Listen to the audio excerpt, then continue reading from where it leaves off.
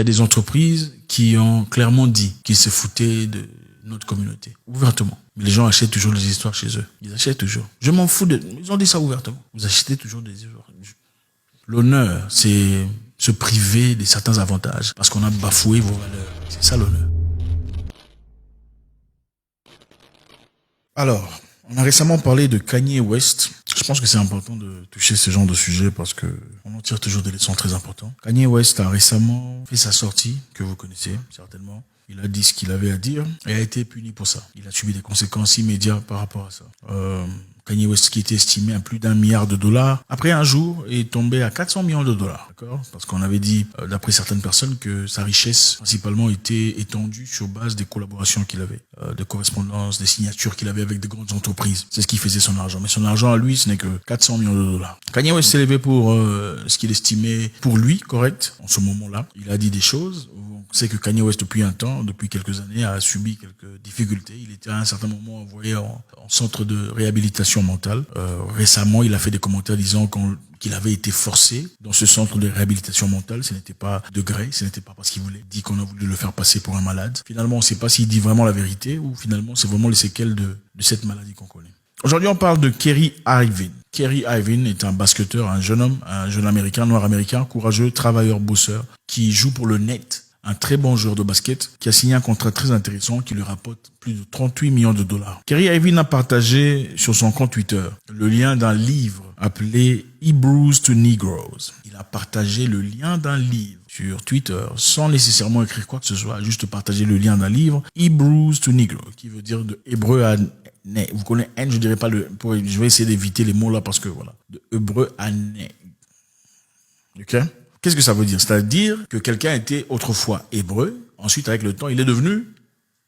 Ok, on a compris. Maintenant, il a eu beaucoup de feu par rapport à ça. Son équipe l'a mis en interrogatoire. Les journalistes, il a été cancellé par beaucoup d'entreprises, un peu comme Kanye West. Il a été cancellé, c'est-à-dire mis à l'écart, ostracisé. On l'a accusé vous comprenez? Donc la haine contre un groupe spécifique de personnes. Alors, pourquoi? Qu'est-ce que le livre dit? Dans le livre, on va lire ce qui est écrit dans le livre. C'est pas moi qui le dis, hein. Je lis ce qui est écrit dans le livre, un préface, tout ça, un rapport écrit sur Internet. Hebrew to Negro, basé sur la série du livre du même nom du réalisateur Ronald Dalton Jr., est un effort de plus de 3 heures pour prouver la croyance Black Hebrew. Black Hebrew, c'est-à-dire hébreu noir. Black Hebrew Israelite, selon laquelle certaines personnes de couleur, y compris les Noirs américains, sont les vrais descendants des Israélites bibliques. Le film promeut la croyance que l'on trouve couramment parmi des fractions anti et extrémistes du mouvement BHI, y compris les affirmations selon lesquelles les Juifs modernes sont les imposteurs qui ont volé l'héritage religieux des Noirs et se sont engagés dans une dissimulation pour empêcher les Noirs de connaître leur véritable identité. Alors qu'une grande partie du film traite d'arguments historiques et génétiques sur les divers groupes raciaux et ethniques, il comprend également un antisémitisme étendu, y compris des allégations d'un complot juif mondial pour opprimer et frauder les Noirs. Des allégations selon lesquelles les Juifs sont en partie responsables de la traite négrière transatlantique des esclaves. L'affirmation selon laquelle des Juifs ont falsifié l'histoire afin de dissimuler leur nature, protéger les statuts de leur pouvoir. Donc, ce livre, évidemment, parle des choses très controversées qui accusent cette communauté juive de falsifier l'histoire. Et en effet, les vrais descendants des Israélites sont des Noirs, d'après le livre. Et le livre a été partagé par Irving, dont l'objectif, Kerry Irving dit dans son interview qu'il n'a pas, parce qu'on lui a demandé évidemment pourquoi tu as partagé le livre. Still up there, so we're in 2022. It's on Amazon, a public platform. Whether you want to go watch it or not is up to you. There's things being posted every day. I am no different than the next human being, so don't treat me any different. You guys come in here and make up this powerful influence I have over top of the adultery of, oh, you cannot post that. Why not? Why not?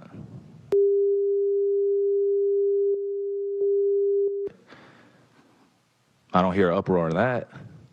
I'm not here to be divisive on what's going on this or that. I'm not comparing Jews to blacks. I'm not comparing white to black. I'm not doing that. That conversation is dismissive. And it constantly revolves around the rhetoric of who are the chosen people of God. And I'm not here to argue over a person or a culture or religion on what they believe. No, this is what is here. It's on a public platform. Did I do anything illegal? Okay. Yeah, that's what I'm saying. Did I do anything illegal? Did I hurt anybody? Did I harm anybody? Am I going out and saying that I hate one specific group of people? So out of all the judgment that people got from me posting, I just, without talking to me, and then I respect what Joe said, but there has a lot to do with the not ego or pride of how proud I am to be an African heritage, but also to be living as a free black man here in America, knowing the historical complexities for me to get here. So I'm not going to stand down on anything that I believe in. I'm only going to get stronger because I'm not alone. I have a whole army around me. C'est-à-dire que tu es d'accord avec ce qui est dit. C'est vrai que j'ai fait le partage. J'ai simplement share le livre dans mon compte Twitter. Ça ne veut pas nécessairement dire que je suis d'accord avec tout ce qui est dit. C'est comme n'importe qui le ferait. C'est comme vous le ferez, s'adressant aux journalistes. Vous partagez des histoires dans votre plateforme, n'est-ce pas? Est-ce que ça veut dire que vous êtes d'accord avec tout ce qui est dit? Voilà, le journaliste n'a pas eu de quoi répondre. Donc, monsieur a subi une pression incroyable. On lui a demandé de s'excuser, d'avoir fait un commentaire qui va à l'encontre d'un groupe de personnes qui ont beaucoup souffert dans la vie, qui ont vécu ce qu'ils ont vécu en 1945, des choses atroces. Et d'après beaucoup, c'est diminuer ou minimiser l'impact de la douleur ou de l'oppression qui a été subie par ce peuple depuis très longtemps. Ce qu'on voit ici, très intéressant, c'est que ils se sont mis ensemble. Que cette communauté juive s'est mise ensemble pour évidemment s'assurer qu'on ne viole pas, qu'on ne bafoue pas leur histoire. Parce que d'après le livre, les descendants israélites sont des Noirs américains et que quelqu'un aurait falsifié l'histoire dans le but de frauder, de mentir, tout ça. Et que les Juifs étaient en effet des gens qui ont tradé dans le trade d'esclaves. Ils ont mené les premiers, d'après le livre,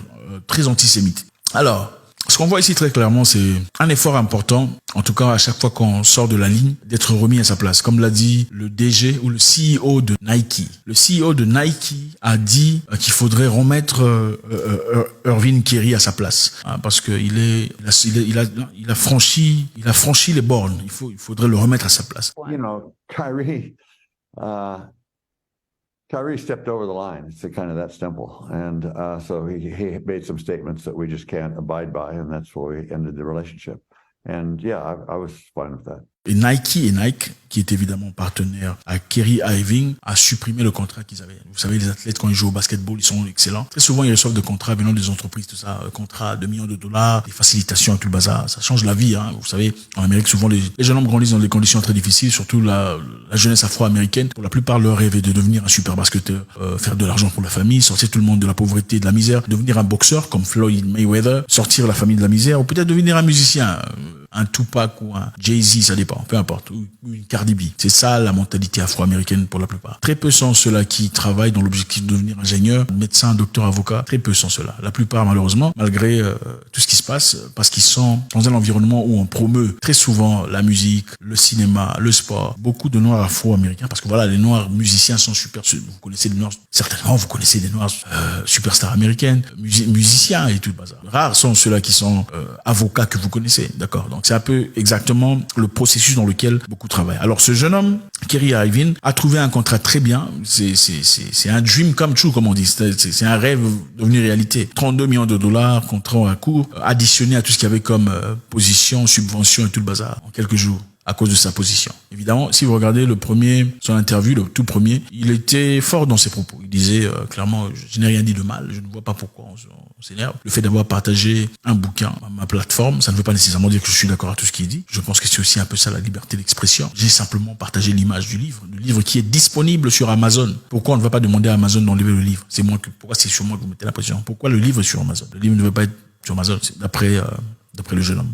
Malheureusement, beaucoup de pression venant du CEO de Nike qui a cancellé, c'est-à-dire stoppé le contrat. Du jour au lendemain, il s'est retrouvé dans des conditions très difficiles. Vous savez, aux États-Unis, si on veut te canceller, c'est boum, boum, boum, on t'enlève de partout. Hein. Kanye West, on l'a enlevé même de Twitter, on l'a chassé d'Instagram. C'est comme ça que ça se passe. Beaucoup de gens se posent des questions, savoir quelle est la vraie position de ce jeune homme.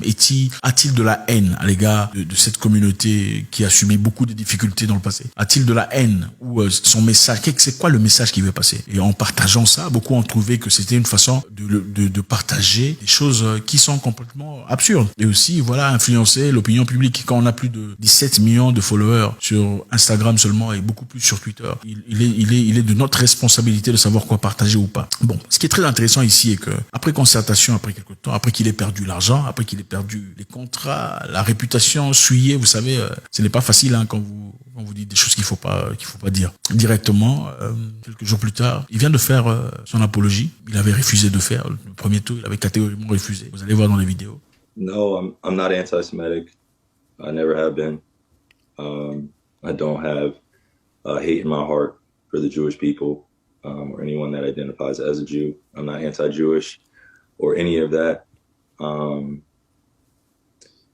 it's been difficult to sit at home with my family, with them seeing all of this and having questions. And, the part that hasn't been hard is explaining myself because I know who I am and I know what I represent. But I think the difficult aspect is just processing all this, understanding the power of my voice, the influence I have. I'm no one's idol, but I am a human being that wants to make impact and change. In order to do that, I have to live responsibly and set a greater example for our youth, for my generation and the older generation. So I just think I really want to focus on the hurt that I caused or the impact that I made within the Jewish community, putting some type of threat or assumed threat on the Jewish community. I just want to apologize deeply for all my actions throughout the time that it's been since the post was first put up. Maintenant, il s'est excusé. Il a dit qu'il était vraiment désolé d'avoir dit ça. Il a eu le temps de parler à certaines personnes expérimentées de plusieurs communautés. Décidément, il trouve qu'il s'est mal comporté. Il n'aurait jamais dû partager. Le livre Hebrew to Negroes. Avec ça, il souhaiterait demander pardon. Et beaucoup de personnes se sont levées disant qu'il a replié sa queue. Il n'aurait jamais dû faire ça. Je sais pas. Qu'est-ce que vous en dites? Qu'est-ce que vous en pensez? Est-ce qu'un homme, il y a des gens qui disent qu'il a perdu sa masculinité. Et d'autres personnes qui disent c'est comme ça qu'un homme doit être, savoir s'excuser quand on a tort. Maintenant, ce qu'on remarque ici de très intéressant, c'est cette synchronisation de toutes les communautés contre celui qui s'oppose à l'idée de la communauté. La synchronisation de toutes les communautés contre Arvin dans ce cas-ci. Okay? Comme on l'a fait avec Kanye West, on l'a fait encore avec. Maintenant, ma question que je me pose, c'est celle-ci. Pourquoi la communauté afro n'est jamais capable de se mettre ensemble pour prendre des bonnes décisions dans ce cas-ci? Nike a dit au revoir. C'est-à-dire, je vous rappelle que Nike reçoit le plus d'argent venant des communautés noires. Le plus grand client de Nike, ce sont les communautés noires. Vous aussi, vous avez certainement des Nike dans vos,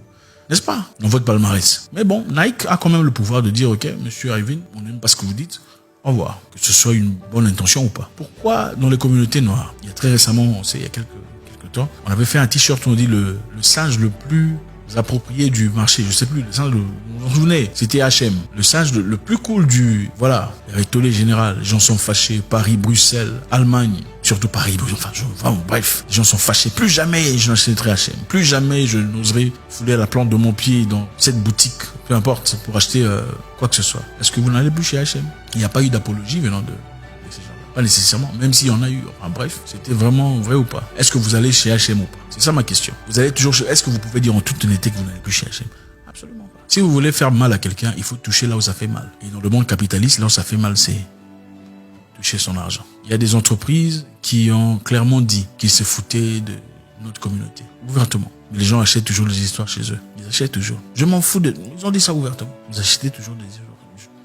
L'honneur, c'est se priver de certains avantages parce qu'on a bafoué vos valeurs. C'est ça l'honneur. L'honneur, c'est peut-être dans ce cas-ci renvoyer cet excellent athlète pour ne pas représenter Nike, puisque ça a bafoué les valeurs de Nike, n'est-ce pas? C'est ça l'honneur. Et peu importe la situation. L'honneur, c'est aussi quelque part se lever pour son droit quand on sait qu'on est correct. C'est ça l'honneur. Alors, pourquoi sommes-nous pas capables de nous réunir pour les bonnes causes? C'est-à-dire qu'on en a marre des maltraitances de nos frères au Liban. Les Libanais doivent payer un prix. C'est pas dire pour tuer les Libanais, c'est pas ce que je dis. C'est-à-dire les Libanais doivent répondre, doivent agir, doivent réagir. L'Arabie Saoudite doit réagir, doit instaurer une loi. Pourquoi on est incapable de faire ça? Sinon, on ne prendra plus Emirates Airlines, sinon on ne prendra plus tel ou tel, sinon on n'acceptera plus ces gens ici chez nous, sinon ils n'auront plus d'entreprise chez nous. Pourquoi on ne sait pas faire respecter nos droits quand c'est en Afrique? Quand il y a des jeunes hommes qui subissent en Inde des choses incroyables, des jeunes filles et tout le bazar. Pourquoi on est incapable de nous lever, empêcher ces personnes, si c'est nécessaire, de ne plus avoir leur magasin ici, s'ils ne votent pas de loi respectant nos enfants? C'est une question de droit, une question de loi, une question d'honneur, de dignité. Je pense que c'est important dans ce cas-là. La leçon ici, il y en a beaucoup de leçons, que chacun tire ses propres conclusions. Mais ma première question chez vous, c'est quoi? Harvey est-il revenu à ses sens? Finalement, a compris qu'il n'a pas été correct et s'est excusé. Est-ce la bonne chose à faire en tant qu'homme, comme le disent certaines personnes, s'excuser quand on sait qu'on a tort? Ou voilà, est-ce qu'il s'est dégonflé, comme le dit d'autres personnes? Est-ce qu'il le croit vraiment? Est-ce qu'il est peut-être hypocrite, comme le disent certaines personnes? Il est simplement hypocrite, il veut pas perdre l'argent, les opportunités, alors il est obligé de se dégonfler, comme certaines personnes le disent, pour garder sa position. Numéro 3, qu'est-ce qu'il y a dans nos communautés? Comment pouvons-nous pas nous réunir pour des choses fortes? Seulement généralement nous réunir pour briser l'un de l'autre. Jamais très fort contre les étrangers, mais super fort quand c'est endogène, c'est entre nous. Faites-nous savoir. C'est toujours un grand plaisir. On apprend beaucoup de ce monde. Il suffit d'observer et de voir. Et d'écouter plus qu'on ne parle. Et vous verrez des leçons partout. Très important. God bless.